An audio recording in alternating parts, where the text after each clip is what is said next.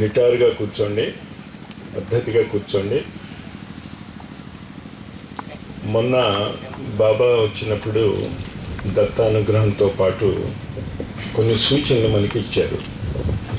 మొట్టమొదటిది ఏంటంటే, మీకు ఆ రోజు నుంచి ఉదాహరణ ఇస్తూ వచ్చాను కదా, 2 గంటల పూజలో కూర్చున్న చెప్పులు కుట్టించుకోవటం, లేకపోతే కొట్లో ఏ సామాన్లు కొనాలి, ఇలా ఉండకూడదు. మనస్సు ఇక్కడే ఉంచుకోండి. రెండోది, వింటున్నప్పుడు మిమ్మల్ని మీరు వాళ్ళ శక్తి మార్చేస్తుంది అనేది గుర్తుంచుకోండి. అది ఆధ్యాత్మిక జగత్తులో మనం మర్చిపోయాం. గురువు దగ్గర నువ్వు చేసేదేం లేదు, నువ్వు విన్నది జాగ్రత్తగా వింటే నువ్వు మారిపోతావు. అంచేత అప్పుడు మీకు టిఫిన్ మాత్రమే పెట్టాను, కాఫీ ఇచ్చాను అంటే, లేదు స్వామీజీ భోజనం కూడా పెట్టండి అని అడిగాము మేము. అంచేత భోజనం నిండితే ఏమవుతుంది? తృప్తి అయిపోతుంది. ఈ తృప్తి అనంతమైనటువంటి తృప్తి, జన్మ జన్మానికి మీకు వచ్చేటటువంటి తృప్తి. ప్లస్ గురువు వాక్కుకి, ముఖ్యంగా దత్తానుగ్రహంతో వచ్చే వాక్కుకి మరణం నుంచి దాటివేసేటటువంటి శక్తి ఉంటుంది అని ఆయన అనేక ఉదాహరణలు చెప్పారు. ఎలాగ యమదూతల్ని దూరంగా ఉంచుతుందో ఆ మానసిక స్థితిలో ఆ గురువు యొక్క అనుగ్రహాన్ని స్వీకరించండి. జయ గురుదత్త. అందరూ బాగా స్టడీగా కూర్చొని, వంకర టింకర్ లేకుండా బాగా కూర్చొని 3 సార్లు ఓంకారం చేయండి. ఓ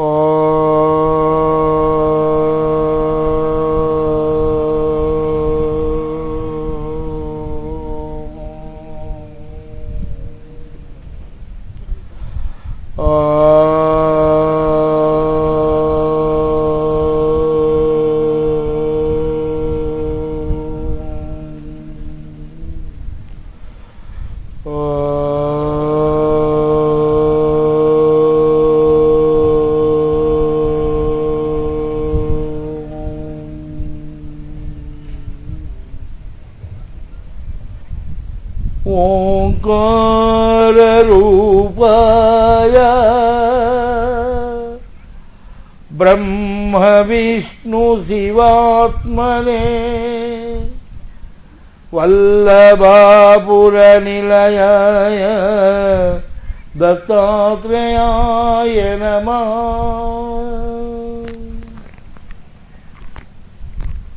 జయ గురుదత్త. జగద్గురోభ్యో నమః. సద్గురోభ్యో నమః. సమర్థ సద్గురు శ్రీ సాయినాథాయ నమః. గాయత్రీ మాతాయే నమః. సద్గురు రాఘవేంద్రాయ నమః. గాయత్రీ మాతకు, పండిత్ శ్రీరామ శర్మ, మాతా భగవతీ దేవులకు హృదయపూర్వక నమస్కారాలు సమర్పించుకుంటూ, వేదిక మీద నాతో పాటు కూర్చున్నవారు, మీ అందరికీ గురుతుల్యుడు రామకృష్ణ గారు, అలాగే మా విఠల పాండురంగయ్య, అందరికీ కూడా హృదయపూర్వకమైన వందనాలు, ఆశీర్వచనం తెలియజేస్తూ, మీ అందరికీ కూడా భగవంతుడు సత్య ధర్మ శాంతి ప్రేమల సద్గుణ సంపత్తిని అనుగ్రహించాలని మనసారా కోరుకుంటూ 2 మాటలు.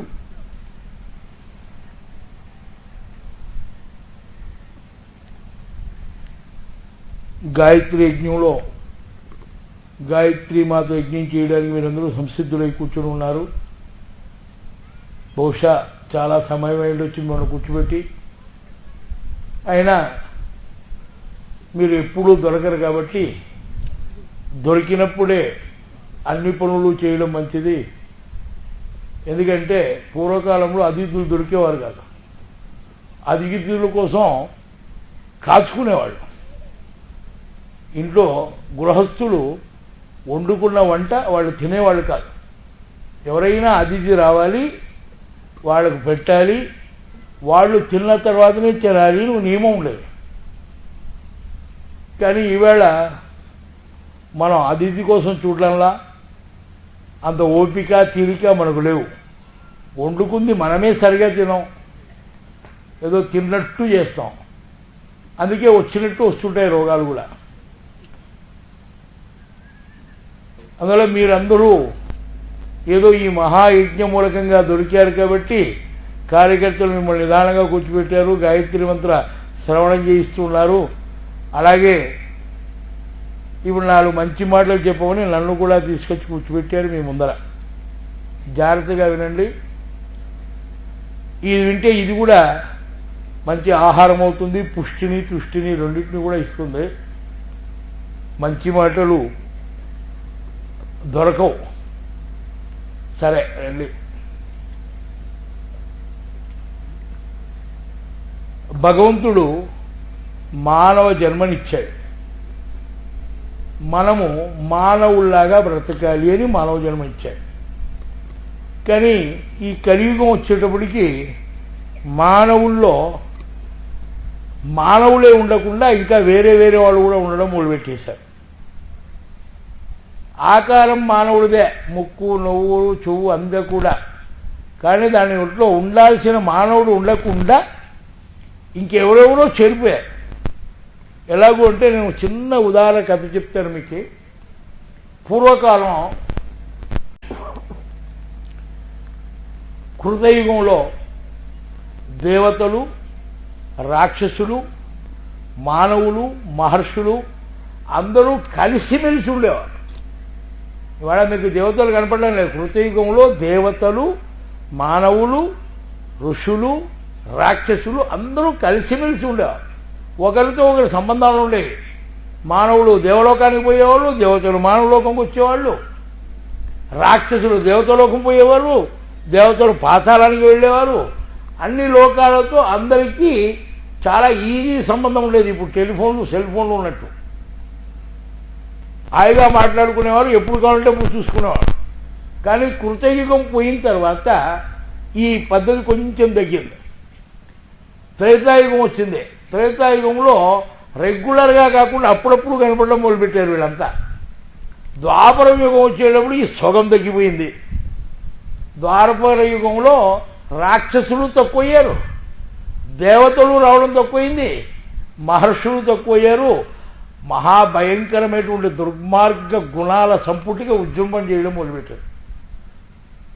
ఆ రోజుల్లో ఉండేటువంటి మహాభయంకరమైనటువంటి మానవులని 18 లక్షల అక్షోణీల 18 అక్షోణీల జనాన్ని ఆ రాక్షస గుణాలతో నిండి ఉంటే వాళ్ళందరినీ ఎలా బాగు చేయాలో తెలియక నానా ప్రయత్నాలు చేసి ఎంతో ప్రయత్నం చేసిన కృష్ణ పరమాత్మ ఇంకా కుదరదు, వీళ్ళ సర్వనాశనమే మేలు అని ఆ మహాభారత యుద్ధంలో ఒకరి చేత ఒకరిని కొట్టించి చంపి సమానంగా ధర్మాన్ని స్థాపన చేశాడు.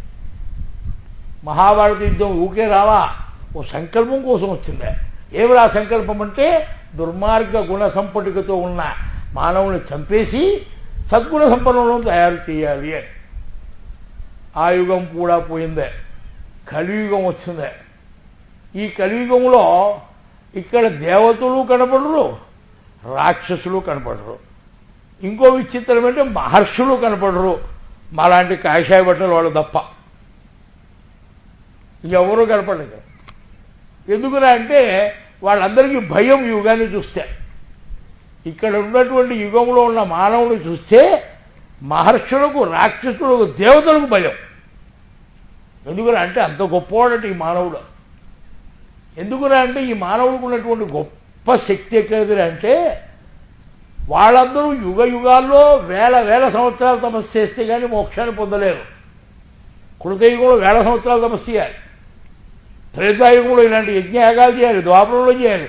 కానీ ఒక్క కలియుగ మానవుడికి ఉన్నటువంటి అదృష్టం ఏమిటంటే వీడు ఒక్క క్షణం ఈ ప్రపంచాన్ని మర్చిపోయి దేవుడితో కలిసి ఒక్క క్షణం ఆ దేవుడితో ఉంటే ఆ రెండో క్షణం వీడికి మోక్షమే. అంత అదృష్టవంతుడు. కానీ దేవతలందరూ కలియుగం వస్తుందని దేవతలందరూ వెళ్ళిపోతూ మానవులతో చెప్పారట, నాన్నలారా ఈ కలియుగంలో మేము మీకు కనపడం, మళ్ళా కృతయుగం రావాలి మేము కనపడాలంటే మేము పైకి వెళ్ళిపోతున్నాం. కానీ వెళ్ళిపోయినా మీకేమన్నా మేలు చేయాలి కాబట్టి ఇదిగో మా సద్గుణాలను మీకు ఇస్తున్నాం, వీటిని స్వీకరించి హాయిగా బ్రతకండి, ధర్మంగా ఉండండి అని చెప్పి ఇచ్చిపోయారట. మన అన్నలు మనమందరం కశ్యప ప్రజాపతి సంతానం. రాక్షసులు, దేవతలు, మహర్షులు మనము ఒకే తండ్రి సంతానం. కాకపోతే విడివిడిగా రకరకాలుగా మారిపోయి రకరకాల కులాలు వ్యాపకాలు అయిపోయాం. కానీ మనందరం ఒక కుటుంబమే. ఒక కుటుంబంలో పెద్దన్నలు దేవతలు, 2 అన్నలు రాక్షసులు, 3 అన్నలు మహర్షులు, 4 వాళ్ళం మనం. అందరికంటే చిన్నవాళ్ళం. పెద్దన్నలు వాళ్ళ గుణాలు ఇచ్చిపోతానే దాయాదుల పోరు అంటారు కదా. ఇవ్వకపోతే ఎవడు ఇచ్చినంటే అందరూ ఇస్తారు.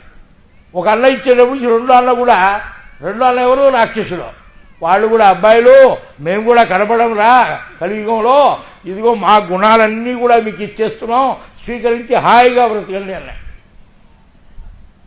ఇంకా 3 అన్నలు మహర్షులు పోతూ, నాయనలారా దేవతలు ఇచ్చిన గుణాలను రాక్షసులకు ఇచ్చిన గుణాలను వ్యత్యాసం తెలుసుకొని జాగ్రత్త పడి ఏ గుణాలు మంచివో దేన్ని తీసుకోవాలో తెలుసుకోవాలంటే ఇదిగో విజ్ఞానం అనేటువంటి ఈ జ్ఞానాన్ని మీకు మేము ఇస్తున్నాం, ఆచారాన్ని ఇస్తున్నాం, వ్యవహారాన్ని ఇస్తున్నాం, దీన్ని తీసుకొని బ్రతకండి అని వాళ్ళు ఇచ్చిపోయారు.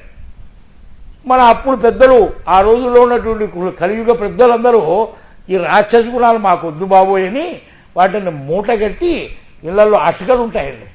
ఇప్పుడు అదో ఆడ పుస్తకాలు అమ్ముతున్నారు కదా, అందరూ ఆశములు కొనుక్కుంటారు, ఇంటికి తీసుకుపోయి అటక మీద పడేస్తారు. ఇంకా అయిపోయి అటక మీదే. కొనేటప్పుడే సరదా, ఈ నుంచి పోయినంత వరకు అక్కడ ఒక పేపర్ ఇక్కడ ఒక పేపర్ చూస్తారు. ఇంటికి పోవడం ఆలస్యం, మూటలని పక్కన పెట్టడం, ఇది తీసుకుపోయి పడేయడం. మళ్ళీ ఎప్పుడు అటకల మీద సున్నం వేసినప్పుడు దుడుకోవడమే.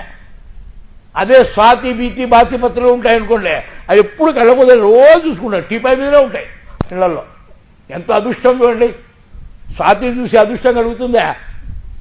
అదే గాయత్రి పరివారం యొక్క విజ్ఞాన సర్వస్వాన్ని అటకల మీద పడేస్తాం. జాగ్రత్త పడండి, ఏం చేయాలో చూసుకోండి. అలా ఈ గుణాలన్నీ అటక మీద పడేస్తారట. ఆనాడు మానవులు హాయిగా దేవతల గుణాలు తీసుకొని ధర్మంగా బద్ధంగా బతుకుతూ వచ్చారు. కొంతకాలం వెళ్ళేటప్పటికి మానవుని ఒక గుణం పట్టుకుంది. ఏమిటయ్యా అది అంటే ఆశ అనే గుణం. ఆశ వచ్చింది. ఆశ మెల్లమెల్లగా దురాశ అయింది, విజృంభణ చేసింది. ఏమేమో సంపాదించాలి, మిద్దెలు కట్టాలి, మేడలు కట్టాలి, ఆస్తులు పెంచుకోవాలి, కోటీశ్వరం కావాలి. పూర్వకాలమేమో రేపటి చూసుకునేవాళ్ళు కాదు ఎవరు, కానీ రేపటి చూసుకునేటివి 84 లక్షల జీవరాశుల్లో 83,99,999 జీవులు రేపటి గురించి చూసుకో. ఒక్కడే ఒకడు రేపటి గురించి చూసేవాడు ఎవరు అంటే మనం. 84 లక్షల జీవరాశుల్లో రేపు ఏం జరుగుతుందో తెలుసుకునేవాడు ఎవరంటే ఒక్క మానవుడే. మిగతా జంతువులు ఎవరు చూసుకో, వాడు భయమేలే రేపటి గురించి. ఎందుకంటే వాడికి దేవుడి మీద బాగా నమ్మకం, రేపటి మాకు ఏదో పెట్టింటాడులే అనుకుంటే. రేపు పెట్టింటాడో పెట్టడో ఇప్పుడే దాచుకోవాలని మనమే. ఎంతవరకు వెళ్ళిపోయామంటే మనం తినడమే కాకుండా మన కొడుకులు, మనవళ్ళు, ముని మనవళ్ళు, వాడి మనవళ్ళు తినేంతవరకు దాచిపెట్టాలని కోరిక. వాళ్ళకి దాచిపెట్టాలని మీరు తినకుండా పస్తులుంటారు. మీరు సరిగా తినలేరు సంపాదించాలని కోరికతో. దేవుడు అందుకే మానవుడు శరీరం ఇచ్చారు. చాలామంది ఉపాసాలు ఉంటారు. ఉపాసాల వాళ్ళందరికీ నేను చెప్పే మాట ఒకటే, ఒక నియమబద్ధము క్రమబద్ధము అవసరమైతే ఉండండి, లేకపోతే అలిగి కొట్లాడి తౌలాడుకొని ఇతరులు బెదిరించాలని లేదా గారెలు బీరెలు తినాలని ఉపాసములు మాత్రం చెప్పకండి.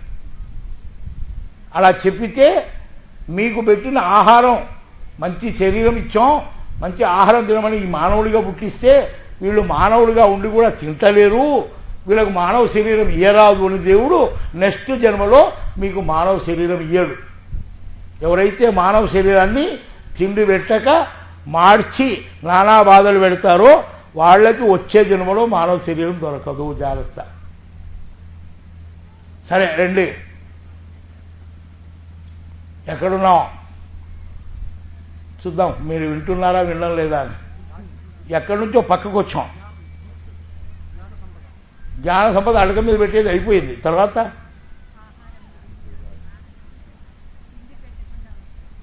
తిండి పెట్టకుండా మాత్రం ఉపకథ, అసలు కథ నుంచి పక్కకు వచ్చాం. ఆశ అనేది అది అసలు కథ. అంటే మనం ఎక్కడున్నామో తెలియాలి, అక్కడి నుంచి పక్కకు వచ్చాం. మళ్ళీ అక్కడికి వెళ్ళాలి కదా. ఆశ పెరిగిపోయింది. ఆశ పెరిగిపోతానే మెల్లగా దేవతా గుణాలు ఒక్కోటి అటకెక్కడం మొదలుపెట్టాయి. అటక మీద ఉన్న రాక్షస గుణాలు ఒక్కోటి దిగడం మొదలుపెట్టాయి. ఇలా వెళుతున్నాయి, ఇలా ఎదుగుతున్నాయి. ఆశ పెరిగిపోయే కొద్దికి ఆ మొత్తం రాక్షస గుణాలను ఇక్కడికి వచ్చేసాయి. దేవతా గుణాలన్నీ పైకి వెళ్ళిపోయాయి. మెల్లగా మానవుల్లో మహర్షులు ఇచ్చిన ఆచార వ్యవహారాలు లేవు, అవి పక్కకు పోయినాయి. దేవతా గుణాలు పక్కకు పోయినాయి. ఇంకేం మిగిలాయండి? ఏం మిగిలాయి? గట్టిగా చెప్పండి వింటే. రాక్షస గుణాలు మిగిలాయి. ఇప్పుడు చూడండి, మనకు కోపం, ఈర్ష్య, అసూయ, ద్వేషం, కుట్ర, కుతంత్రం, పగ, పంతం, అన్ని రకాల దుర్గుణ సంపద అంతా మన దగ్గరే ఉంది. అందువల్ల ఇప్పుడు మానవుణ్ణి చూస్తే రావణాసురుడు కూడా పుట్టి ఇప్పుడు వచ్చాడనుకోండి, మనం చూసి బెదిరి పారిపోతాడు. ఎందుకంటే వానికంటే దుర్మార్గుడు మనం. వాడు చెప్పి చంపేవాడు. మనం ఎప్పుడు చంపుతామో చెప్పకుండా చంపుతాం. ఎలా చంపుతామో తెలియదు. అప్పుడు దాకా అక్క అక్క, అమ్మ అమ్మ, బాగున్నావే తల్లి, మాయమ్మ అంటాం. గబాల కృష్ణాలు కూడా చెప్తాం. అప్పుడు దాకా మాల్ల మాయప్ప మా అప్ప అంటాం. అక్కడ పడుకొని కళ్ళు మూసుకున్నాడు, రెత్తి మీద నీళ్ళు పెట్టి వచ్చేస్తాం. ఎప్పుడు చంపుతామో తెలియదు, ఊహించడానికి లేదు. ఏ క్షణం ఏమవుతామో తెలియదు. అందువల్ల ఎవర్రా ఇప్పుడంటే దుర్మార్గమైన రాక్షస గుణ సంపద కలిగిన వాడు మనం. ఆలోచన చేయండి. అందువల్ల ఈనాటి మానవుల్లో రాక్షసుడు ఉన్నాడు, దేవతలు ఉన్నారు, మహర్షులు ఉన్నారు. ఇలాంటి మహర్షులు ఇలా మానవ శీలం ఎత్తాడు. మహర్షిలాగా ఉన్నాడు కదా. మహర్షులు కావాలని ప్రయత్నం చేస్తున్నారు వీళ్ళు కొంచెం. రాక్షసులు ఉన్నారు. అలా అక్కడ ఫోటోలో కూర్చున్నారు దేవతలు అయిపోయి, వాళ్ళు దేవతలు అయ్యారు. దేవతలు, రాక్షసులు, మానవులు, మహర్షులు అందరూ ఉన్నారు. ఇలాంటి ఈ మానవ సమాజంలో మీరేమిటో మీరు నిర్ణయించుకోండి. మీరెవరో మీరు తెలుసుకోండి, మీ గుణాలను చూసుకోండి. మీరు ఎట్టెట్టున్నారో బయటికి చెప్పాలంటే చాలా కోపం, తాపం వస్తుంది. ఎవరైనా మిమ్మల్ని రాక్షసులు అంటే రాక్షసులు అని కోపం వస్తుంది. అలా మిమ్మల్ని మీరు చూసుకోండి. ఇంట్లో వెళ్ళి అద్దం ముందర కూర్చోండి, మీ ముఖాన్ని చూసుకుంటూ ఉండండి. మళ్ళగా దాన్ని అడగండి, నువ్వు ఎలా ఉన్నావే, ఏం చేశావే, నిన్న పొద్దున ఏం చేశావు, మొన్న పొద్దున ఏం చేశావు, అక్క వస్తే ఏం చేశావు, బావ వస్తే ఏం చేశావు, వాడు వస్తే ఏం చేశావు, ఆయమ్మ మంచి చీర కట్టుకుంటే తిట్టుకున్నావా లేదా? ఎవరో మంచి చీర కట్టుకుంటే దుర్మార్గం గుణం, ఆయమ్మ ఈమెకే ఉంది చీర. ఇంత దుర్మార్గుణం అంటే భయంకరమైన దుర్మార్గుణం. ఎవరైనా మంచి వంట చేసుకొని మనం బ్యూటీ భోజనాలు పెట్టే చాలా చండాలంగా మాట్లాడుతున్నాం. ఎక్కడ నోటితో కాదు, నోటితో మాత్రం అక్క చాలా బాగా పెట్టేవి అనుకుంటాం. దళితులు ఇదే పెట్టేది పెద్ద, దీనికే ఉన్నాయని జీడిపప్పులు వేసింది మనకేవో. ఇంత నీచమైన గుణ సంపదన అంటే ఎవరిని ఎక్కడా మెచ్చుకో. మళ్ళీ మనకున్న దుర్మార్గమైన గుంపం ఇంకోటి ఏంటంటే అందరూ మనం మెచ్చుకోవాలి. మనమేమో ఎవరిని మెచ్చుకోం, కానీ అందరూ మనం మెచ్చుకోవాలని కోరిక. అందరూ మనల్ని ఎలా మెచ్చుకుంటారు? నీవెప్పుడైతే సర్వజీవ దయాళత్వం కలిగిన దాని అవుతావో, ఎప్పుడైతే నువ్వు సర్వజీవ దయాళత్వం కలిగినటువంటి వాడిగా తయారవుతావో, అప్పుడు భగవంతుడే నీ దగ్గరికి పరిగెత్తుకుంటూ వస్తాడు. భగవంతుడి కోసం ఏమి చేయాల్సి పల్లా, తపస్సు, యాగాలు చేయాల్సి పల్లా. నీవు కేవలం సర్వజీవ దయాళత్వం కలిగి దుర్మార్గ గుణాలను దూరంగా కలిగి అపారమైన ప్రేమ స్వరూపుడు అయ్యావనుకో, దేవుడే వెతుక్కుంటూ నీ దగ్గరకు వస్తాడు. అలా భగవంతుడిని మన దగ్గరికి రాణించుకునేటువంటి దానికి మార్గం ఒకటే, దయాగుణ సంపన్నుడై ఉండండి. అయిపోయిందే ప్రపంచం. మీరందరూ అనుకుంటుంటారు చాలామంది, ఏమయ్యా ఒక ఆయన ఓ సన్యాసిని చూశాయట. సన్యాసి బాగా ఉన్నాడు, హాయిగా శుభ్రంగా తింటున్నాడు, స్నానం చేస్తున్నాడు. నదిలో రెండో చేతులు బట్టలు ఉంటాయి, అవి కట్టుకుంటున్నాడు, ఉడికేసుకుంటున్నాడు, ఆరేసుకుంటున్నాడు, భిక్షానికి వెళ్తున్నాడు, ఎవరో ఇంత పెడుతున్నారు, తింటున్నాడు. అనుకున్నంతసేపు రామరామ అనుకుంటున్నాడు, కృష్ణ అనుకుంటున్నాడు. ఓ చెట్టు కింద పోయి హాయి సుఖంగా పడుకుంటున్నాడు. మళ్ళీ సాయంకాలం చేస్తున్నాడు, మళ్ళీ నదిలోకి వెళ్తున్నాడు, స్నానం చేస్తున్నాడు, ధ్యానం జపం చేసుకుంటున్నాడు. ఎవరో స్వామివారు పాపం అని చెప్పి గ్లాస్తో పాలో గిలో తెచ్చిస్తున్నారు, తాగి హాయిగా పడుకుంటున్నారు. ఒక రైతు చూశాడబ్బా ఎంత సుఖంగా ఉన్నాడు రప్పయ్యప్ప, ఏ బాధ లేదు, ఏ చీకు చింత లేదు, ఎంత హాయి, ఏ ఆశ లేదు ఎప్పకి అని నేను కూడా సన్యాసిని కావాలి అనుకున్నాట. అనుకుని నేరుగా స్వామివారి దగ్గరికి పోయారు. అంటే స్వామివారు నాకు సన్యాసం ఇస్తారా? ఈయన కూడా ఎవరు శిష్యులు లేరేమో స్వామివారికి. అది గబాలు అరే రా తొందరగా ఇస్తా. ఓ శిష్యుడు దొరుకుతుందా? వీడు అడిగినాడు కానీ రారా ఇస్తాను అనేటప్పుడు అడుగుళ్ళే గుబులు ఉన్నాయి. ఇలా ఇయ్యాల ఇచ్చేటట్టుంది అని స్వామి నా కొడుకు చిన్నోడు కదా, వానికి పెళ్ళి అయిపోతానే, తాలిబొట్టు పెళ్ళడానికి ఇట్లా గట్టెలు ఇట్లా వస్తాను నీకు అడిగాను. ఈ స్వామివారు కూడా కాసుకున్నారు, వాని పెళ్ళి ఎప్పుడైతే వాని పెళ్ళి ఎప్పుడైతే చూసుకుంటూ ఉన్నాడు స్వామివారు. అని పెళ్ళయింది. పెళ్ళి అయిపోయింది. పెళ్ళి అయిపోయే సంబరాలు అన్నీ అయిపోతానే ఈ స్వామివారు రోజు చూసే స్వామివారు కదా పాపం, స్వామివారికి ఇంత కారాలు మిఠాయి తీసుకుపోయి ఇస్తే బాగుంటుందని ఆ పెళ్ళి అన్ని మూట కట్టుకొని తీసుకొచ్చే స్వామివారికి ఇచ్చారు. ఆ మిఠాయి పెడుతుంటే మిఠాయి కదా స్వామివారు. ఈ స్వామివారు ఏమి అడుగుతారంటే పెళ్ళి అయిపోయింది కదా సన్యాసం ఎప్పుడు తీసుకుంటావురా? మిఠాయి పెడితే మిఠాయి తినకుండా పెళ్ళి అయిపోయింది కదా సన్యాసం ఎప్పుడు తీసుకుంటావు అని. స్వామి ఇప్పుడే కదా నా కోడలు వచ్చింది, ఆ కొడుకు ఆలా ముచ్చట ఏం చూడలేదు, ఆ పిల్ల ఎట్లా చేసి పెడుతుందో, ఏ వంట పెడుతుందో, ఏ రుచిగా పెడుతుందో ఒక్క పూట్లన్నా తినలేను, 4 పూట్లకు తినని స్వామి అన్న. సరే కాదు మళ్ళీ అడిగితే వాళ్ళ ఒక్క మనవడన్నా పుట్టని స్వామి. మనవడు పుట్టే ఎరా నాయనా సన్యాసం. స్వామి మనవడు ఆడుకోలేదు, వాడు నా మీద ఎగరలేదు, నా మీద ఒంటికి పోయలేదు, నా మీద ఏం చేయలేదు, నేను ఎట్లా అంటాం. సరే కానీ నాయన ఈ లోపల వీళ్ళు గుట్టుకుమని తెచ్చాడు. ఎవరు సన్యాసం తీసుకుంటా అనేవాడు పాపం. స్వాములారా వీడు సన్యాసం తీసుకుంటాను తీసుకోకుండా చచ్చిపోయినే, నాకు శిష్యులు దొరుకుతాయంటే లేకుండా పోయాను. ఈయన బాధపడినాడు. కొద్ది రోజుల తర్వాత ఆ దారంబడి పోతున్నాడు, ఆ ఇంటి ముందు పోతుంటే సన్యాసి ఆ ఇంట్లో ఎద్దు కనపడింది. చాలా రోజులకు పోయి చూసినాడు, ఎద్దు జరిగిపోయి అదే నువ్వు ఇంటి యజమాని కదరా, అప్పుడు సన్యాసం తీసుకుంటాను నాతోటి, ఇప్పుడు ఎద్దువై పుట్టావు, ఇప్పుడు ఎలా తీసుకుంటావా అన్నాయట. ఆ ఎద్దంది స్వామి ఎట్లా తీసుకొని స్వామి, నా కొడుకు మూర్ఖుడు, మనవడు చిన్నోడు, సేద్యం చేయడం రాదు, ఏం రాదు, నేను వచ్చి ఎద్దునయ్యి దున్ని సేద్యం చేస్తానా, జర నా కొడుకు బాగుపడినాయి అన్నట్టు. సరే బాగుపడినప్ప అని చెప్పి ఆయన వెళ్ళిపోయినాడు స్వామివారు. చాలా కాలం కలిపోయింది. కొడుకు బాగా ధనవంతుడైనాడు, ఆస్తి అంతా పెరిగింది, మనవడు వ్యాపారం చేసినాడు, డబ్బులు ఇప్పుడు బాగా పెరిగిపోయినాయి, ఇల్లు పెద్దదైంది, మేడలు మిద్దెలు కట్టేశారు. ఓ రోజు మళ్ళీ స్వామివారు ఆ దారం పడిపోతా అంటే అక్కడ కుక్క కనపడేది.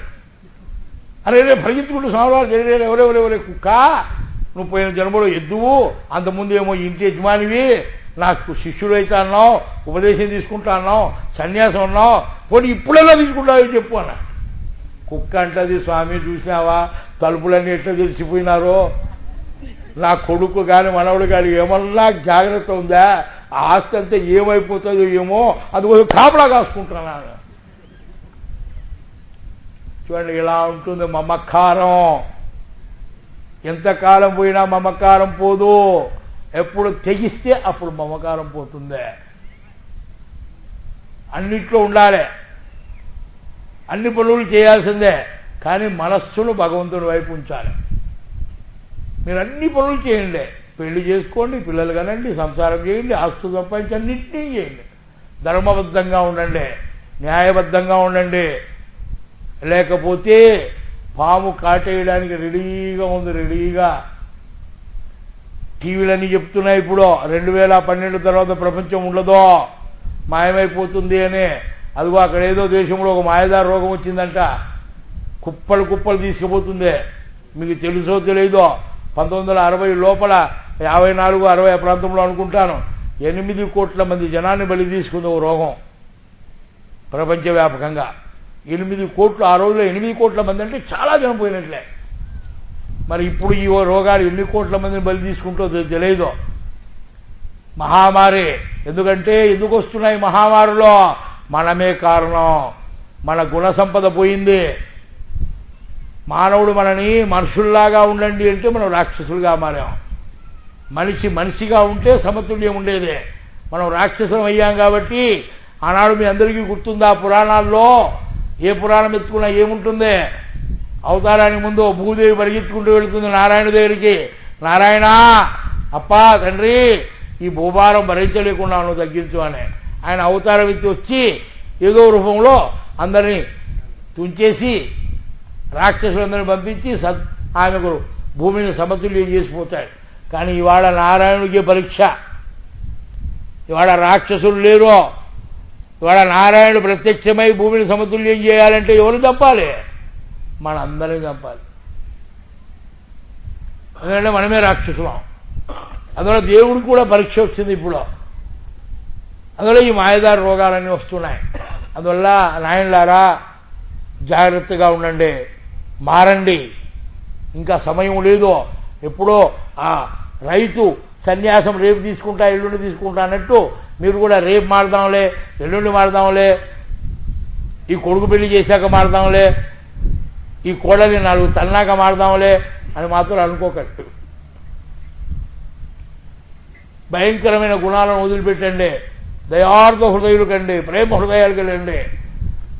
మనిషిని చూస్తే మానవుణ్ణి ఒకప్పుడు భగవంతుని మానవుణ్ణి చూపించి ఎవరో అడిగారట, ఎవరయ్యా ఈ మానవుడు అని. భగవంతుడు చెప్పాడు గర్వంగా, శృణ్వంతి విశ్వే అమృతస్య పురుషాః. వీడు అమృతతుల్యుడు, ఈ జగత్తులో అమృతతుల్యుడైనటువంటి మానవుని పుట్టించాను అని. ఆనాటి మానవుడు దయాగుణ సంపన్నుడు, ప్రేమపరుడు. ఆ ప్రేమ స్వరూపుడైన మానవుడు చూపించుకొని దేవుడు సంతోషపడ్డాడు. ఇప్పుడు మనం చూస్తే హిందీలో కవిత వచ్చింది ఒకనాడు, భగవాన్ అదాలత్ మే బంద్ హై. హిందీలో కవి రాజస్థాన్ వాడు అనుకుంటా కుర్రాడు, ఆ కవి రాశాడు, కవి సమ్మేళనంలో చెప్పాడు, భగవాన్ అదాలత్ మే బంద్ హై. अरे भगवान कैसा बंद है? भगवान ने ये गलती किया है, ऐसी गलती नहीं है, वो सुधरने का अवकाश ही नहीं है. మళ్ళీ నేను హిందీలో భగవంతుడు పెద్ద పొరపాటు చేసినాడు. ఏ పొరపాటు అంటే దాన్ని సరి చేసుకునే పొరపాటు కాదు, చాలా భయంకరమైన పొరపాటు చేసినాడు. ఆ పొరపాటు సరిదిద్దుకోలేదు కాబట్టే పోయి జైల్లో కూర్చున్నాడు. మరి జైల్లోంచి విడిపించాలి ఎట్లప్ప చెప్తాను. ఒక కుర్రోడికి భగవంతుని చూడాలనిపించిందట. ఒక కుర్రోడు భగవంతుని చూడాలి అనుకుని అందరిని వెళ్ళి అడిగినాడు, అయ్యా భగవంతుడు ఎక్కడ ఉంటాడు, భగవంతుడితో ఇంటర్వ్యూ చేసుకోవాలా, భగవంతుడు చూడాలనుకున్నాడట ఒక మహానుభావుడు. కుర్రోడికి మంచి ఆలోచన వచ్చింది. రాసుకునే కుర్రోడు ఏమో రాసుకుంటున్నా, ఫోటో చూసుకుంటే పిల్లగాడు ఇలాంటి పిల్లడికి వచ్చింది కోరిక భగవంతుని చూడాలి. అది ఏడాది దొరుకుతాడు ఆ భగవంతుడు అని అందరినీ అడిగినాడు. పెద్దోళ్ళని పోతే మాకు తెలియదు అన్నారు. ఓ పెద్ద ఆయన జరిగిపోయినాడు, మా రంగయ్య ఇలాంటి పెద్ద ఆయన, నేను భగవంతుడు శ్రీశైలంలో ఉంటాడు రా అన్నాడు. మరి ఎట్లా అంటే ఏమోనప్ప శ్రీశైలం అయితే భగవంతుడు ఉన్నాడు. ఈ పిల్లోడు అన్నాడు, ఒక ఉత్తరం తీసుకొని శ్రీశైలం మల్లికార్జున స్వామివారికి నేను అర్జెంటుగా పలానా కుర్రాన్ని పలానా ఊరు నేను మీతో మాట్లాడాలి, చాలా విషయాలు అడగాలి, కాబట్టి ఎప్పుడు రమ్మంటారో ఏ టైంకి వస్తే మాట్లాడతారో నాకు ఉత్తరం రాయవలసిందిగా కోరుతున్నానని ఒక తిరుగు టపాలు రిప్లై కార్డులు ఉంటాయి కదా, దాన్ని రాసి పోస్ట్ చేశాడు. శ్రీశైలం మల్లికార్జున స్వామి శ్రీశైలం అని. ఇది శ్రీశైలం పోయింది. ఆ పోస్ట్ మాస్టర్ గారు చూశారు, అరే శ్రీశైలం మల్లికార్జున స్వామి అని పిల్లగాడు ఏడున్నాడు చూడరా. పోస్ట్ మాస్టర్ పోయి అంత ఊరం తిరిగి వచ్చి ఓ లేడయ్యాల. ఆ పోస్ట్ మాస్టర్ వచ్చాడు, this name of the person is not available in the city అని లెటర్ మళ్ళీ ఎన్నుకొట్టేసి ఈ పిల్లోడికి మళ్ళీ టపాలు పోస్ట్ మ్యాన్ తెచ్చి ఇచ్చాడు. అరే ఉత్తరం తిరిగి వచ్చింది, నేరుగా మళ్ళీ ఆయన తిరిగిపోయినాడు. పిట్టల్లంగా తెలిసి ఏమయ్యా ఉత్తరం తిరిగి వచ్చిందంటే, అరే అప్పుడు శ్రీశైలంలో ఉన్నాడు స్వామి, ఇప్పుడు పండరపురం పోయినాడు అనుకుంటాను. పండరపురానికి ఉత్తరం రాశాడు పాండురంగ స్వామి. మళ్ళీ తిరిగి వచ్చింది, అయ్యా పండరలో లేడు, అయితే బద్రీనాథ్ పోయింటాడు చూడాలి. బద్రీనాథ్కు రాసినాడు, కేదారేశ్వరం అయిపోయింది, గోకర్ణం అయిపోయింది, మంత్రాలయం అయిపోయింది, అన్ని ఊళ్ళో వరుసగా అయిపోతున్నాయి, లెటర్లు తిరిగి వస్తున్నాయి. ఆ పోస్ట్ మ్యాన్ ఉంటాడు చూడు, వాడన్నాడు, రే నాయనా ఎవరికైనా ఉత్తరాలు రాసేయండి, మంచి ఉత్తరాలు తెచ్చేమంటే తెచ్చిస్తే ఈ తిరుగు టపాలు ఏడాది తెచ్చారా, ఇంకా నువ్వు రాయకు అని. అట్లయితే రాయకుండా ఉండాలి, నాకు దేవుడు కావాలి కదా, దేవుడితో మాట్లాడాలా అంటే వీళ్ళిద్దరూ మాట్లాడుకుంటూ ఉన్నారు. ఈ దేవుడి గురించి చెప్పిన విఠలంగా దగ్గర కూర్చొని మాట్లాడుకుంటుంటే ఓ పెద్ద మనిషి వచ్చాయట. ఆయన వచ్చి మీ దేవుడు ఎక్కడున్నాడో నాకు తెలుసు అని. అరే చెప్పయ్యా ఎక్కడున్నాడు అంటే ఆయన అన్నాడు తుమారా భగవాన్ అదాలత్ మే బంద్. మీ దేవుడు జైల్లో ఉన్నాడు. అది ఎందుకున్నాడయ్యా జైల్లో అంటే తప్పు చేసినాడు. ఏం తప్పు చేసినాడయ్యా? చర్చ మొదలైంది. వీళ్ళిద్దరు మాట్లాడుకుంటూ ఊళ్ళో కూడా అందరూ జమైనారు. అయ్యా తాత తాత చెప్పు తాత ఏమిటో, ఎందుకు దేవుడు జైల్లో ఉన్నాడు అని. అప్పుడు ఆయన చెప్పినాయంట, దేవుడి దగ్గరికి ఒక రోజున పాము పోయిందంట. పాము దేవుడి దగ్గర పోయి పాము, భగవంతుడా నీకేమన్నా న్యాయంగా ఉందా ఇది అని అడిగిందంట పాము. అడిగి ఏమైందమ్మా అంటే నాకేమో కూరలో ఇంత కొంచెం విషం పెట్టాం, నాకు ఇందేది ఇంతనే కదా, మరి నన్ను చూస్తానే పాము అంటారు, విషపురుగు అంటారు, చంపడానికి వస్తారు, ఏమేమో చేస్తారు. ఆ మనిషి ఉన్నాడే వానికి బొటకనే జరుగుతుంది, తలదాకా విషం పెట్టావే. వాడేమో మనిషి మానవుడు గొప్పోడు, నేనేమో పామునా, ఇదేమన్నా న్యాయంగా ఉందా అని అడిగిందంటారు. చూడండి, మనిషికి ఇప్పుడు విషతుల్యుడు అయిపోయాడు, అమృత తుల్యుడు కాదో. ఆనాడు భగవంతుడు చెప్పుకున్నాడు గర్వంగా, శృణ్వంతి విశ్వే అమృత పురుషాహాలే, ఇప్పుడు శృణ్వంతి విశ్వే విషచ్చ మహాహాల. మన విషపురుగు అని చెప్పుకోవాలి వీళ్ళే కదా. బొటకనేల దగ్గర నుంచి తలదాకా విషముందే, వాడేమో మనిషి, నేనేమో ఇంత విషమున్న దాన్ని పామునా, న్యాయంగా ఉందా అని భగవంతుడు అన్నాడు. అమ్మా వాడిని అమృత తుల్యుడిగా పుట్టించా, ప్రేమస్వరూపుడిగా ఇలా తయారయ్యాడు, నా కర్మ కొద్దీ దేవుడు అనుకుంటున్నాడు, నా కర్మ అని దేవుడు అనుకుంటున్నాడు. ఏం చేస్తాం, పాము వెళ్ళిపోయింది. అడిగింది సరే, దేవుడు ఏదో చెప్పుకున్నాడు, పాము వెళ్ళిపోయింది.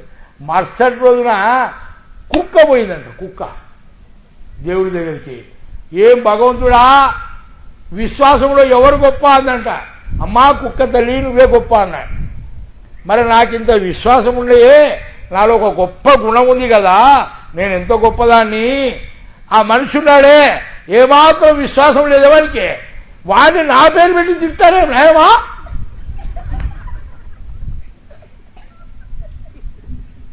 అది ఏమాత్రం విశ్వాసం లేదండి, నా పేరు పెట్టి కుక్క అంటారు, అంత హీనంగా కనపడతాను. ఇది న్యాయమా నీకు ఎక్కడ అందట. దేవుడు ఇవే తల్లి తప్పే.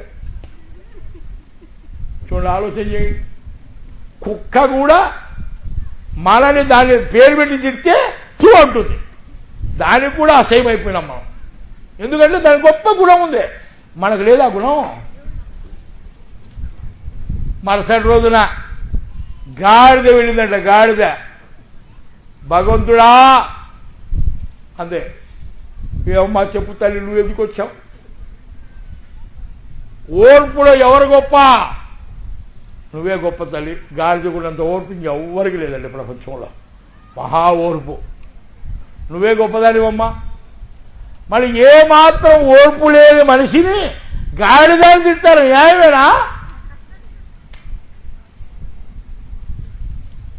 అది అడిగిందంట భగవంతుడు, నీవే తల్లి అన్నాడు.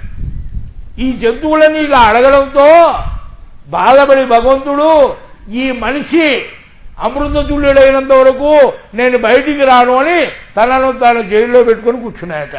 ఇప్పుడు భగవంతుడు నిరూపించాలి, జైల్లోంచి ఏం చేయాలి చూడండి మీరంతా. ఏం కావాలి? వీళ్ళు ఎవరు అంటలేరు అసలు. ఎవరా ఏం కావాలి? గట్టిగా చెప్పండి, వినపడతలేదు. ఒక ఇద్దరు అక్కలో ఇద్దరు అన్నలో పంచాయతీ పెట్టుకొని తగులాడుకుంటే ఈ పందిరంతా లేచిపోతాయి. ఇంతమంది ఉన్నారు, చెప్తే నాకే వినపడకపోతే ఎట్టారా? ఏం కావాలి? ప్రేమమయులు కావాలి. ఈ మాట ఊరికే అంటున్నారా? అవుతారా? అది చెప్పండి, అవుతారా? చేతులు ఎత్తండి అందరూ అవుతామంటే. మధ్యలో కొందరు ఎత్తలే, ఆ పిల్ల ఎత్తలే. చేయత్తవే తల్లి. ఒక్కోరు రెండు చేతులా? వాయప్ప, జయ గురుదత్త, జయ గురుదత్త. మీకు ఆ సంకల్పం నెరవేరుగాక, మీ ప్రయత్నం సఫలమవుగాక, మీరు ఆ దిశలో ప్రయాణం చేసేదిగాక. జయ గురుదత్త, జయ గురుదత్త. అందువల్ల మనం మారాల్సిన సమయం ఆసన్నమైంది. మారాలి. ఇంకా రేపు మారుతామో ఎల్లుండి మారుతామో అని చెప్పుకోవాల్సిన స్థితి లేదు. మీరు మారండి, మీ పిల్లలు మార్చండి. తప్పకుండా మీరు ప్రయత్నం చేస్తే ఈ రాబోయే ప్రపంచంలో మిగిలేటువంటి జనాల్లో మీరే ఉంటారు. నా అంచనా ప్రకారం ఈ ప్రపంచంలో 80% మానవులు 2012 నుంచి 2016 లోపల వెళ్ళిపోవచ్చు. ఒక 20% మానవులు మాత్రమే ఉండవచ్చు. ప్రపంచం అంతం కాదు. ప్రపంచంలో 4 లక్షల చిల్లర ప్రపంచంలో 7,200 చిల్లర సంవత్సరాలు అయ్యాయి. ఒక అంశ 64 అంశాలు కలియుగం. అంటే కలియుగంలో 4 భాగాలు, 4 పాదాలు, ఒక్కొక్క పాదంలో 4 భాగాలు, అలా 64 అంశాలతో ఈ కలియుగం ఉంది. అందులో ఒక అంశం మాత్రమే ఇప్పుడు పోతా ఉంది. ఇంకా 63 అంశాలు ఉన్నాయి. అందువల్ల కలియుగం తొందరగా అంతం కాదు. కాకపోతే ఈ దుర్మార్గమైన జనంతో కంటిన్యూ కాదు. ఎందుకంటే సమతుల్యం తప్పింది. అడవిలో జంతువులన్నీ ఎక్కడికి వచ్చాయి? మనుషుల రూపంలోకి వచ్చాయి. మళ్ళీ అడవిలో జంతువులన్నీ బాగా ఉండాలంటే మనందరం అక్కడికి వెళ్ళాలి.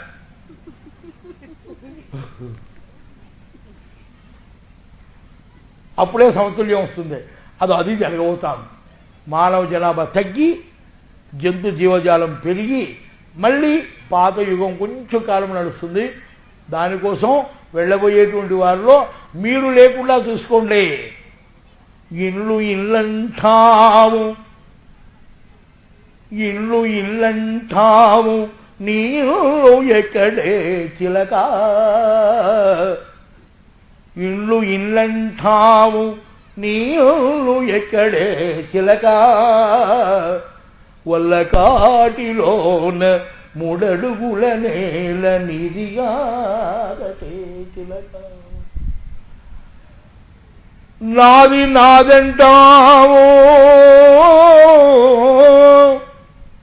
నాది నాదంటాము, నవారు అంటాము, నీవారు ఎక్కడే చిలక. వల్లకాటి వరకే నీవారి బంబాలు చిలక. నాది నాది అంటాం. మిథ్య మేడ, ఈ మిథ్య నాది మేడ నాది అంటాం. ఇల్లు కట్టుకున్నారు హాయిగా, చక్కటి ఇల్లు, తగులాడి పంచాయతీ పెట్టుకొని వాడిని కొట్టి ఈయన్ని కొట్టి, ఇటుకలు ఉందేరా, సున్నం ఉందేరా, సిమెంట్ ఉందేరా, మేస్త్రి ఉందేరా, పంచాయతీ పెట్టుకొని గొడవలు పెట్టుకొని వాడు రానంటే లేకపోయి ఇల్లు కట్టుకున్నాం శుభ్రంగా. చాలా కష్టపడే ఇంట్లోకి ఫర్నిచరు, డెకరేషను, డక్లా మంచం, దానిలో పరుపు తెచ్చుకున్నాం. బా ఎంత హాయి సుఖం అనుకున్నాం. ఫ్యాన్ పెట్టుకున్నాం, ఏసీ పెట్టుకున్నాం, మంచం రూము బ్రహ్మాండంగా తయారైంది. ఇంకా సుఖంగా నిద్రపోవచ్చు అనుకున్నాం. అంతా నీ కష్టార్జితమే. నువ్వు సంపాదించిందే, నీ కొడుకులు సంపాదించింది ఏం కాదు. నీ మంచమే కదండి. నీ మంచము లోపల అంత కష్టపడి కట్టుకున్న ఇంట్లో, అంత కష్టపడి చేసుకున్న మంచంలో రేపు నువ్వు అంటుంటావు చూడు, ఎక్కడికి పోవడానికి, గుట్టుకోమనడానికి. అప్పుడే గబగబ బ్రగెత్తుంటాడు. మంచం తీసేరా, కింద పడేది అయిపోయి నీ మంచం మీద, నీ నల్లపది మీద సుఖంగా దావడానికి కూడా లేదు. నువ్వు అనుకుంటావు నేను చచ్చిపోయినప్పుడు ఇన్నే ఉంచారు నా కొడుకులు, నా బంగారు తండ్రులు అని. గబాల కింద పడేస్తారు. ఆ కింద కూడా పడేసేటప్పుడు ఓ సాబేస్తారు, పొల్లేని సాబేస్తారు. మంచిది ఉండదు. ఇప్పుడు ప్లాస్టిక్ సాబులు వచ్చాయి, 100 రూపాయలు 2 రూపాయలు అట్టేరు. పాత తురిగిపోయింది, ఎక్కడో పడిపోయింటా చూడు, మూల సందులో పెట్టింటారు. ఇది ఇంకా పనికిరాదని అది తులిపి తెచ్చేస్తారు. నీ గతి అంతే, పాత సాబు గతే. నువ్వు పొరపాటున పట్టు చీర కట్టుకొని పడుకున్నావు ఆ టైంలో చచ్చిపోయేటప్పుడు గబాలో కూడా బిక్తారు, పాత తీసుకొని చూడబెడతారు. నీకు పట్టు చీరతో కూడా రావడానికి లేదు. అప్పుడు దాకా మెళ్ళో నగలో నాణ్యాలు ఉంటాయి. పీకున్న తప్పుడా చచ్చిపోతే మళ్ళా లేనిపోతే ఇప్పుడు అన్ని పీకేస్తారు. ఆఖరికి ముక్కు పడుకో, ఏతి ఉంగరమో ఉందనుకో, నువ్వు చచ్చిపోయినాక ఆడికి గుంతకాడికి తీసుకుపోయినాక అప్పుడు కనబడి ఉంటుంది పొరపాటున ఉంగరం. ఆ ఉంగరాన్ని చూసి పిక్తారు, ఇట్లా వస్తుందేమోనే రాకపోతే పక్కన ఇది కత్తి తీసుకొని నరకురా. ఇది అమ్మ చెయ్యే, మా అమ్మ చెయ్యి నాకు ముద్ద పెట్టింది, నా ముడ్డి కడిగింది, మూతి కడిగింది, స్నానం చేయించింది, ఎన్ని పనులు చేసింది, ఒక్క ఉంగరమే కదా పెట్టుకొని పోతే పోనీ లేని అనుకోడు. ఉడబీత్తాం నరికి. వస్తా ఒంటరి పోతా ఒంటరి మధ్యలో ఎందుకు తుంటరి. అందరికీ తెలుసు మనం ఇలా వెళ్ళిపోతామనే. చచ్చిపోతే ఇలాగే తీసుకెళ్తారని అందరికీ తెలుసు. ఆ చచ్చిపోయినప్పుడు ఎవరైనా చచ్చిపోయి తీసుకోబోతుంటే చూస్తారు, ఇంత బతికినాడు, ఇల్లు కట్టుకున్నాడు, ఇంత ఆస్తి సంపాదించినాడు, ఏం ప్రయోజనం, అయిపోయి గుంతపోయాడు అనుకుంటాం. వాడిని అనుకుంటాం కానీ మనం కూడా ఇట్లా పోతామే అని అనుకోం. ఇంకొక రహస్యం చెప్తాను చూడండి మీకే. ఈ గురువుల దగ్గరికి వస్తే గురువులు మీకేం ఆశీర్వచనం చేయాలి తెలుసా? మీరు అందరూ ఏమనుకుంటారో, శతమానం భవతి శతాయుష్మాన్ భవ శతేంద్రియే ఆయురారోగ్యమస్తు చిరంజీవ, ఇలా అనాలనుకుంటారు కదా కదా. ఇది ఉత్తుత గురువులు చెప్పేది. నిజమైన గురువులు ఏం చెప్తారంటే నీ ప్రయాణ కాలము సుఖముగా ఉండగాక అంటారు. జీవా నీ ప్రయాణ కాలము సుఖముగా ఉండుగాక అంటాం. అంటే ఏమనర్థం? నువ్వు చచ్చిపోయేటప్పుడు బాగా చచ్చిపోయేది కాకాలి. ఇది అస్సలు వరం. ఎందుకంటే మరణావస్థలో ఒక్కరి బుద్ధితోట పలుకు పలకలేక, భగవంతుని స్మరించలేక, చేతులు జోడించలేక, మొక్కులు మొక్కలేక, హీనుడై నీచుడై కలియుకను లేక, చనంబు లేక, ఈగల దోమల చుట్టుముట్టినప్పుడు ఈయన నికృష్ట చావు సచ్చుడ కంటే గుణవంతుడై ధీమంతుడై నామస్మరణ చేయిస్తూ నిశ్చల స్థితి నుండి ఆ భగవంతునే స్మరించుకుంటూ గురు అనుగ్రహముతో గగనంబు వేలుట వేలు కదా.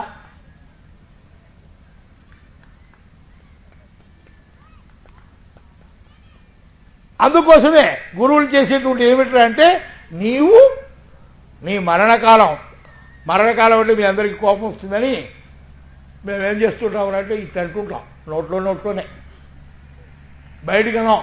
ఎందులో బయటికంటే మళ్ళీ మీరు ఏమనుకుంటారు తెలుసా, స్వాముల వారి దగ్గరికి బాగా దీవెనిస్తారని పోతే నువ్వు బాగా చచ్చిపోరా అంటాడా. మళ్ళీ ఈ స్వామి దగ్గర పోదు రోయి అయిపోయి ఈ స్వామి దగ్గర పోరాదు రాయడా అనుకుంటారని మేము కూడా జర మాయ చేసి ఇటు అనుకుంటాం. ఏమో చేసుకుంటాం.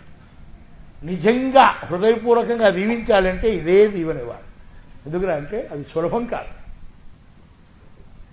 ఎంత భయంకరమైన అంటే మరణం, ఆ అవస్థ మరణావస్థను పొందిన వానికి తెలుసు. ఊహించుకోండి. ఈ సన్నివేశం మీకు ఎందుకు చెప్తున్నానంటే ఊహించుకోండి. ఒకసారి మీరు చనిపోతే మీరు వెళ్ళిపోతున్నప్పుడు మీ చుట్టూ జరిగేటువంటి విషయాలను నువ్వు మననం చేయండి. వాడు అనారోగ్యంతో పడిపోతాడు, దోమలు వస్తుంటాయి, చీమలు వస్తుంటాయి, అది బరాయించలేడు, దోమ పడుతుంటే సహించలేడు, దోమలు తోడుకోవాలనుకుంటాడు, చేతులు ఆడవు.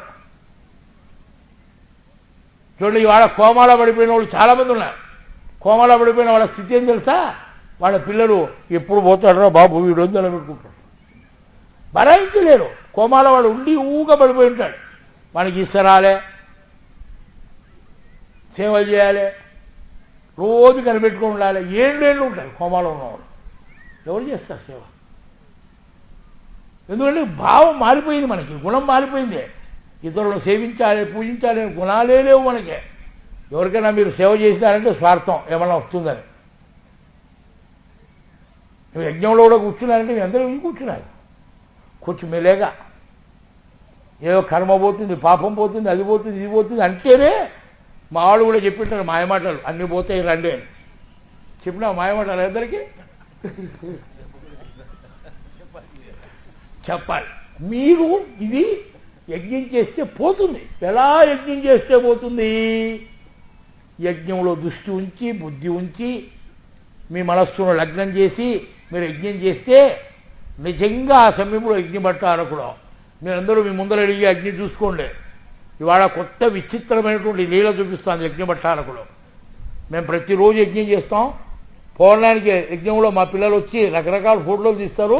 దాంతో ఆంజనేయ స్వామి, వెంకటరమణ స్వామి, దత్తాత్రేయుడు ఎవరెవరో కనపడుతుంటారు. అగ్నిభట్టారకుడు ఈవేళ మీ దగ్గర ప్రత్యక్షంగా అగ్ని రూపంలో కనపడుతున్నాడు, కానీ గమనించే కళ్ళు లేవు మనకి. మీరు చూసుకోండి, యజ్ఞం వెలిగినప్పుడు గమనించండి, ఏదో ఆకారం అక్కడ కనపడుతుంది. ఎందుకంటే భగవంతుడు నేను ఉన్నాను ఉన్నాను ఉన్నాను అని చెప్పడానికి ఆయన రకరకాల ప్రయత్నాలు చేస్తున్నాడు, అగ్ని లోపలి కూడా వస్తున్నాడు. కానీ మనమే బుర్రలు లేక గమనించడం లేదు. అందులో తల్లిదండ్రులారా, చక్కగా గుణ సంపదను పెంచుకోండి, మంచి మానవులు అనిపించుకోండి, కోపాన్ని వదిలేయండి, ప్రేమస్వరూపులు కండి. మీ పిల్లలకి ఈ ప్రపంచాన్ని ఇవ్వండి. మనం అనుభవించినటువంటి వస్తువులన్నీ అనుభవిస్తున్నాం, పాడు చేస్తున్నాం, అవి పాడైపోతున్నాయి. పిల్లలకి ఇంకేం మిగలవు.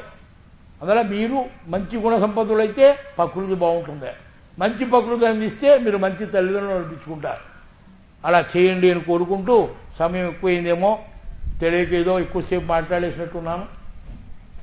అందులో మా ప్రారంభంలో మా రామకృష్ణ ఏమన్నా అంటే టిఫినో కాఫీ పెట్టంటే గబుక్కును ముగిస్తుంటే భోజనం అనే దాంట్లో 4 కూరలు, పప్పు, అన్నం ఎన్నేళ్ళు లేకపోతే తిప్పలే.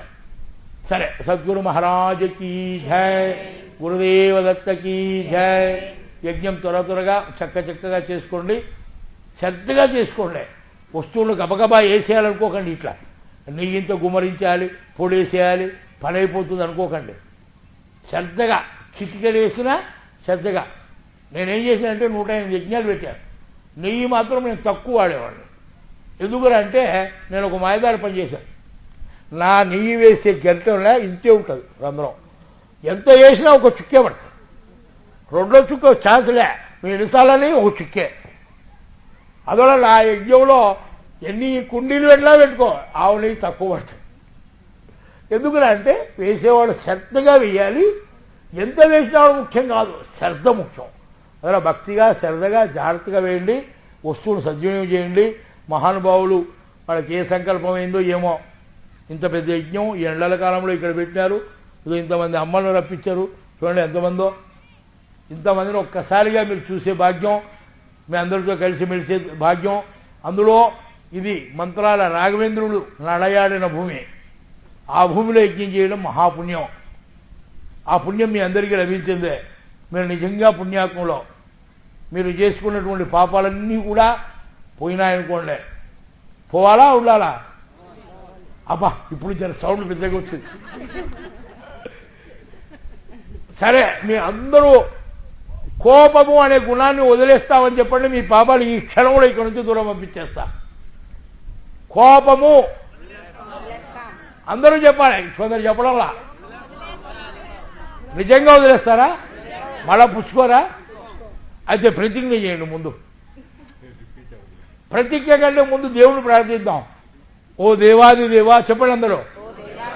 బాగా కూర్చోండి నాన్న, బాగా కూర్చొని చెప్పండి. ఓ దేవాది దేవా, దత్తదేవా, మంత్రాల రాఘవేంద్ర, గాయత్రి మాత, గురు పండిత్ శ్రీరామ శర్మ, మాతా భగవతీదేవి, మేము కోపాన్ని వదిలేస్తామని ప్రతిజ్ఞ చేయబోతున్నాం. మా ఈ ప్రతిజ్ఞను రక్షించి నిలుపుకునే శక్తినిచ్చి మమ్మల్ని కాపాడండి. బాగా దండ పెట్టుకోండి దేవుళ్ళకి. ముందు వాళ్ళు కాపాడాలి కదా. ఇక్కడ చిన్న అనుమానం వచ్చింది నాకు. ఓ చెట్టు మీద కాకులు, అన్ని పక్షులు ఉన్నాయంట. ఎవరో ఇలాంటి కుర్రోడు, ఆ కెమెరా పట్టుకున్న కుర్రోడు లాంటి వాడు ఇలా హుషారు ఉన్నట్టున్నాడు కుర్రోడు. అందుకే వాడు జాంగ్రజాంగు గుర్తుకొస్తాడు. ఆడు ఆ కాకులు అన్ని చెట్టు కింద పక్షులు ఉంటే ఊకెందుకున్నాయి పరిమాణ పక్షులంతా అని ఓ టపాకాయ పేల్చాడంట దాని కింద. ఏమైతే ఆ పక్షులు ఎక్కడికి పోతాయి? పోతానే ఉంటాయా? అంటే ఇట్లాంటి పిల్లోడు టపాకాయ కాలుతాను చెట్టు మీద పోయి వాళ్తాయి లేవా? వాళ్తాయి లేవా?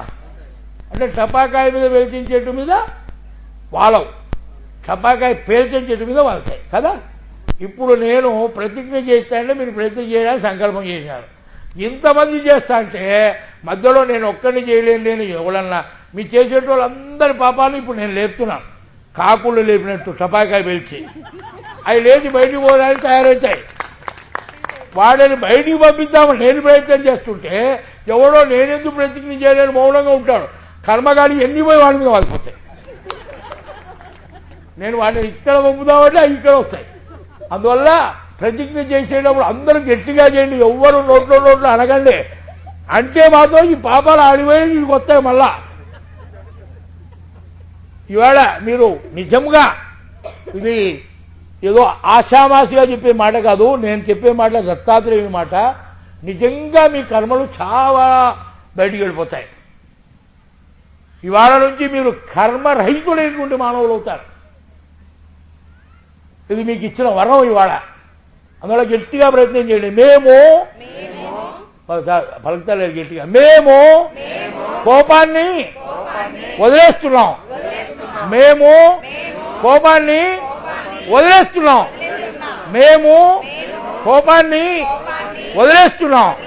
ఇది విఠల్ బాబా ముందర మనస వాచ కర్మణ ప్రతిజ్ఞ చేస్తున్నాం. ఎవరో జారిపోయినట్టు కొంత ప్రతిజ్ఞ అనేటప్పటికి ప్రతిజ్ఞ చేస్తున్నాం. సద్గురు మహారాజుకి జై. ఇది మీకు యజ్ఞ ఫలితం. నేను చెప్పిన మాటను మాతా భగవతీదేవి, పండిత శ్రీరామ శర్మ, మా గురు పరంపర అందరూ మిమ్మల్ని దగ్గరుండి కాపాడుకొని మిమ్మల్ని పాపరహితులను చేస్తారు. జై గురుదత్త, జై గురుదత్త, జై గురుదత్త.